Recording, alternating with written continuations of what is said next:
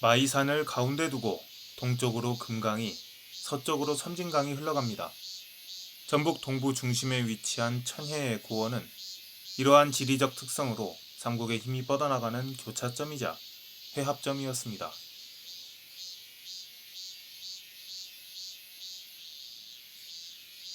이 땅의 동쪽과 서쪽이 왕래하는 길은 매우 제한적이었습니다. 백제, 어쩌면 고조선 준왕이 익산에 자리 잡은 이후로 마항까지 거슬러 갈 수도 있는 바다로 둘러싸인 풍요로운 익산으로 가는 길은 고원으로 연결되어 있는 몇 개의 통로로 수렴이 되어 있었습니다. 이 통로들은 억겁의 세월에 걸쳐 땅 위에 흐르던 물줄기가 만들어 놓았지요. 고대인들의 삶이 하천과 연결되어 있는 이유는 그곳에 길이 있었기 때문입니다. 따라서 대한민국 서남부의 풍요로움의 근원인 금강과 섬진강, 수계가 회오리 치던 지난해도 고대로부터 사람이 살았습니다. 그중 마이산 남쪽의 들판은 주위에서 가장 큰 들판이었고 섬진강 수계가 관통하기 때문에 인근의 중심이자 교통로의 중심이었습니다. 일본 서기에 언급되는 백제의 웅진천도 후 목시 세력이 가야와 결탁하여 반란을 일으킨 곳이 항구가 있다는 구절에 의거해 섬진강이 흐르는 임실로 보는 의견이 있다는 것은 고무적인 사실이지요. 임실 성미산성이나 남원 성시리산성 주위의 가야 구분들은 웅진천도 후 세력이 약해진 백제의 영역으로 가야가 진출하기 시작했다는 강한 증거입니다. 백제는 가야의 서진을 차단하기 위해 또 얼마간 시간이 흘러 성왕의 죽음으로 돌이킬 수 없는 강을 건넌 신라와의 접전을 위해 오랜 기간에 걸쳐 인근을 요새화했습니다. 인계철선처럼 배치되어 신라로 향하는 백제 산성들이 그것입니다. 삼국사기 잡지 지리 백제 완산주의 주군현에 나오는 마돌현, 백제가 멸망하고 신라에 귀속되면서 삼국사기 잡지 지리 신라 임실군에는 마령현으로 기록되어 있습니다. 임실과 진안은 현재도 섬진강으로 이어져 있지요. 과거 인근의 중심이던 성미산성이 이 통로를 감시하고 있었습니다. 기록은 고려사까지 이어집니다. 고려사 지리 전라도 전주목 마령현. 마령현은 본래 백제의 마돌현으로 신라 경덕왕 때 지금 이름으로 고치고 임실군의 영현이 되었다. 고려 초에 전주에 내속하였다. 네, 그렇습니다. 현재 진안 마령면이 신라의 마령현, 백제의 마돌현이었습니다. 과연 면 소재지의 모습에서 전통적인 새거지의 조건들이 읽힙니다. 섬진강과 그 지류들이 만드는 몇 개의 통로, 넓은 농지와 함께 높은 밀도로 유적들이 밀집해 있습니다. 동촌리 고분군, 평지리 고분군, 개설이 고분군 같은 삼국시대로 근원이 거슬러가는 새거지의 증거들과 강정리 산성, 평지리 토성 같은 방어시설, 원평리 평지리 유물산포지 같은 생활 흔적들이 그것입니다. 이중 평지리 토성은 신라 발해 시대의 것으로 치소성으로 사용되었음이 분명한 입지와 증거들을 보여주고 있습니다. 그럼 백제의 성도 있을까요? 당연히 있습니다. 가야의 진출을 진압하고 신라 공략을 위한 관방체계 구축을 위해 충실하게 축성되고 유지되고 운영된 진중한 성곽이 마이산 상계 서쪽 끝에 통로를 감지하며 축성되어 있습니다. 진안 한미성입니다. 마이산 산괴는 매우 역동적이고 복잡하며 활용할 수 있는 석재의 조달에도 용이한 훌륭한 산성의 입지입니다. 특히 한미산성이 위치한 강정리는 섬진강이 은천과 세동천 등의 지류와 합쳐지는 곳이며 방어군 입장에서 복잡한 지류와 마이산의 산세로 해자와 성벽의 기능도 기대할 수 있었지요. 반면 남북으로 이동하려는 공격군 혹은 어떠한 세력이 최단거리로 이용할 수 있는 통로였습니다. 1968년 항공사진에는 산성 내부의 경작지와 보존 상태가 좋은 한미산성의 석축성곽 둘레가 뚜렷이 보입니다. 이곳을 지난 공격군이 웅치를 넘으면 바로 전주에 닿을 수 있었습니다. 백제는 한미성을 치소성으로 삼아 일대에 대한 행정력과 군사력 완비를 도모하여 신라로 가는 통로의 일선으로 육성했습니다. 그 증거는 한미성에 고스란히 남아있지요.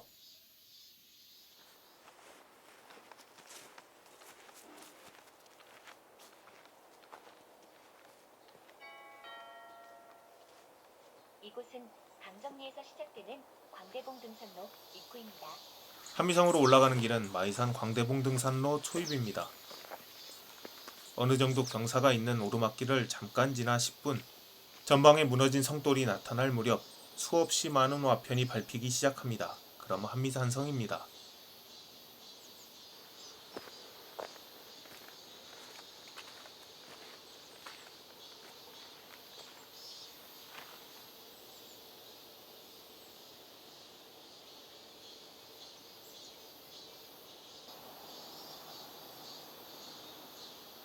현재 개설된 등산로가 성벽을 가로질러 넘어가는데 성문이 있었다고 알려져 있지는 않지만 많은 종류와 양의 와편으로 미루어 성벽에 가깝게 오랜 기간 여러 차례에 걸쳐 모종의 어떤 건물이 지어지고 유지됐을 것으로 생각되지요.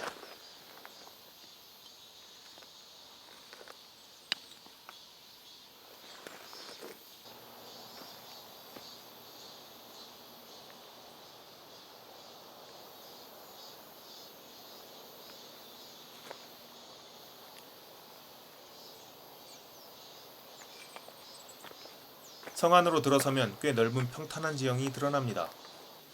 오랜 기간 경작지가 있었기 때문에 후대의 개간도 염두에 두어야 하지만 서성벽의 높이와 같이하여 대지가 형성되어 있고 동쪽으로 지대가 높아지며 계단식으로 조성된 모습 아래로 역시 다량의 와편과 석축이 존재하고 있으니 큰 틀에서 지형은 변화가 없었을 것입니다.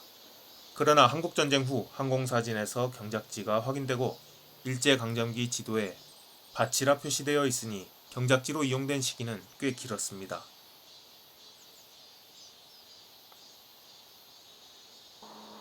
중턱까지 오르는 도중에도 역시 좌우로 대지들이 마련되어 있습니다. 경사진 모습이 여기서 농사를 지었을까 싶지만 역시 경작지가 있던 자리입니다. 여기 있는 석축은 그 규모가 꽤 되어 개인이나 소규모 인원으로 구축이 불가능하지요. 등산로 우측으로는 꽤 큰 바위가 있어 잠시 뒤져보았으나 눈에 띄는 무언가가 보이지는 않았습니다. 어떻게 봐도 건물지인데 아직 발굴이 진행된 구역은 아니니 후위를 위해 궁금함을 참습니다.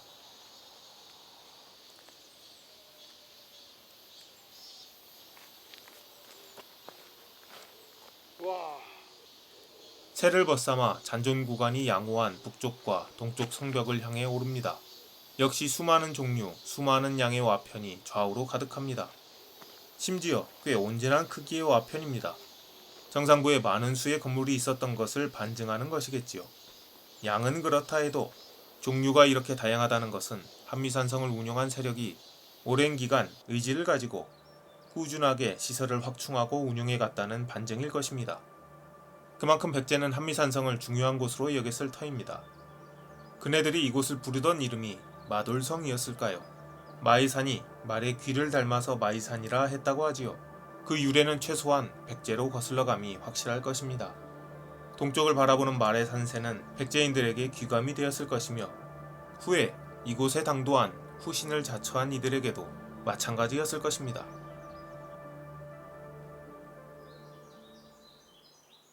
오르막이 끝날 무렵 북성벽이 눈앞에 나타납니다. 대부분 허물어졌으나 무너져 내린 모습에서 과거 성벽의 위용이 어땠을지 바로 느껴지는 상당한 규모입니다. 성 안으로 들어올 때 통과한 서벽과 달리 이곳은 협축으로 축성된 것을 금세 알아볼 수 있습니다. 성돌을 가득 메운 이끼를 피해 꼭지점에 올라 서쪽으로 무너져가는 성체를 내려다볼 때쯤 장마의 초입, 간만에 해가 비춥니다. 바깥쪽으로 아직도 깊은 경사를 유지한 모습이 그 아래 평평한 지형과 비교되는군요. 한미산성의 북쪽 성벽 구간은 전술적으로 유리한 지점이 아니라는 것이 비로소 드러납니다. 다듬은 흔적이 눈에 띄는 수박돌들이 산더미입니다. 흡사, 콘크리트 같은 마이산 특유의 석질이 순간적으로 근대의 모습을 떠올리게 합니다. 그리고 꽤 뚜렷하게 남은 추정, 동문지에 당도합니다.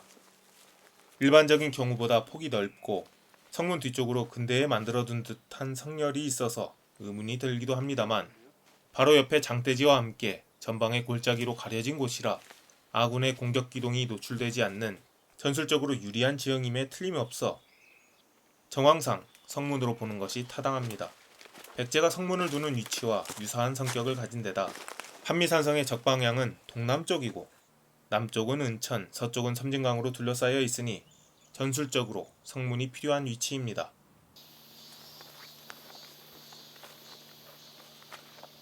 정상부의 평지는 꽤 넓습니다. 역시 경작지로 사용되었으나 동성벽의 내측 고도와 그 높이를 같이 하고 있어서 처음 조성은 현재의 성곽을 구축한 이들에 의한 것이라 볼 수 있습니다. 장대지의 넓은 평지 때문인지 역시 와편이 엄청 많은데 문양 또한 아주 인상적인 것들이 많습니다. 이곳은 발굴이 이루어진 지역이라 도중에 나온 와편들을 모아두기도 했지요.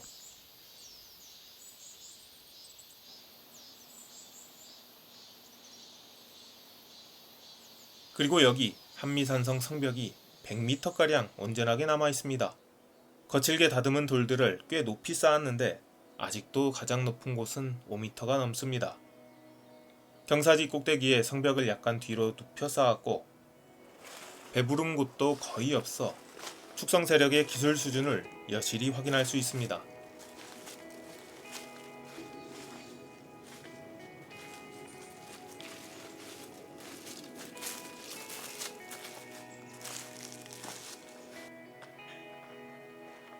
그리고 조금 더 이동하면 남문이 나옵니다.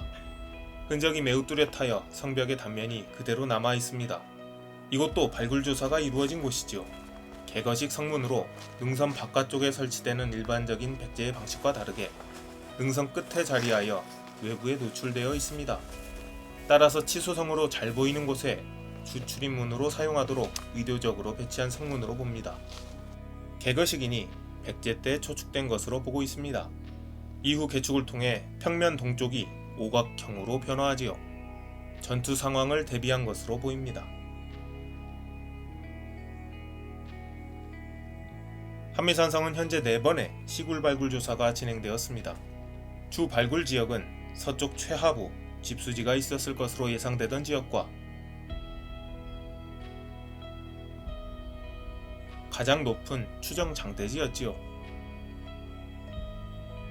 1차 조사에서 남분 발굴을 통해 위치와 규모, 축성 방법을 확인함과 동시에 신라 극후기 와편을 판별해냅니다. 여기서 최후의 한미산성의 축성 세력이 백제가 아닐 가능성이 확인되지요. 후속된 가장 고도가 낮은 서성벽 인접지에서 진행된 2차 조사에서는 집수지로 추정되는 성렬을 확인합니다. 집수지는 산성의 역사를 기록하는 저장장치와 같아서 그 중요함은 이루 말할 수 없지요. 보통 연속되는 발굴 계획을 찾게 됩니다. 3차 조사를 통해 확인한 성렬은 집수지는 아니었으나 건물지 기단부로 확인되었고 성벽에 아주 가깝게 지어진 것을 확인하죠. 그리고 그 아래서 시기를 거슬러가는 건물지를 추가로 확인합니다. 고대하던 집수지는 아니었으나 흥미로운 사실이 밝혀지지요. 백제의 건물지 위 아주 견실하게 지어진 대규모의 후백제 건물지였습니다. 동성벽의 발굴 결과도 역시 유사한 상황을 보여줍니다. 기초부를 파낸 다음 진흙, 잡석과 함께 기와 조각을 다져 넣었는데 이 기와는 백제와 신라 극후기 후백제 것이었지요. 기초부를 조성한 방식 자체도 백제산성에서 보이는 축성 방법이었습니다. 그리고 관자가 새겨진 명문화편이 다수 출토되었습니다. 관청과 관련된 건물을 입증하는 것으로 시소성의 강력한 증거가 되며 배후성이었던 전주 동고산성이나 후백제와 관련된 중요 유적들에서 출토되고 있는 것들과 유사한 유형입니다.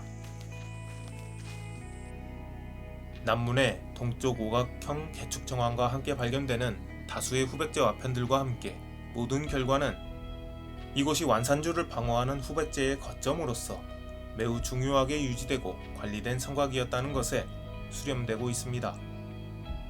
대호족 바로의 시대가 후삼국 시대로 진화하면서 혼탁했던 전투지역과 이해관계가 정리되어가는 과정이 만든 한미성의 개축 정황 또한 생각해볼 수 있겠지요. 분명한 것은 후백제가 외부로 힘을 투사하는 전진기지로 사용되었을 가능성이 크다는 것이겠습니다. 한미산성은 잘 알려지지 않은 성입니다. 역사책에 등장하지도 않고 많이 알 수 없다는 표현이 맞겠지요. 그러나 신라가 이어서 인근의 중심으로 새로 토성을 쌓고 그 연원을 이어갔으며 후백제 또한 크게 공을 들여 육성했습니다. 성 내에서 발견되는 막대한 양의 와편들, 미 발굴 지역이 대부분인 정교하게 배치된 건물들을 위한 수많은 대지들은 상상 이상의 과거가 흙더미 아래 더 존재하리라는 것을 느낄 수 있게 합니다. 국가사적으로 지정될 만한 유적으로 기대됩니다. 지표조사 결과 강정리 산성은 백제의 것에 가깝다고 보여지고, 이것은 한미산성의 약점이었던 동쪽 능선을 방어하기 위한 보조성이었다는 의견에 힘을 실어주는 사실입니다. 강정리 산성 또한 석성이지요. 신기하게도 같은 이름의 한미성이 더 있습니다. 백제가 신라를 공략하기 위해 전초 보급기지로 삼았던 성들이어서 그런 이름이 남지 않았나 싶습니다. 분명 중요한 곳이었을 마돌입니다. 암악성을 향하는 백제 장군 해수나 백기, 백제 장군 윤충이 대하성을 공격하기 위해 전장에 나서기 전 마돌 성주와 술잔을 기울이며 백제의 미래를 논했을 수도 있겠지요. 그들의 무우는 300년이 채 되지 않아 백제의 후신을 자처하는 또 다른 군대에게 전해지고, 견훤은 대하성을 넘어 경주로 진격하게 됩니다. 마이사는 어쩌면 백제와 후백제의 군마이겠습니다.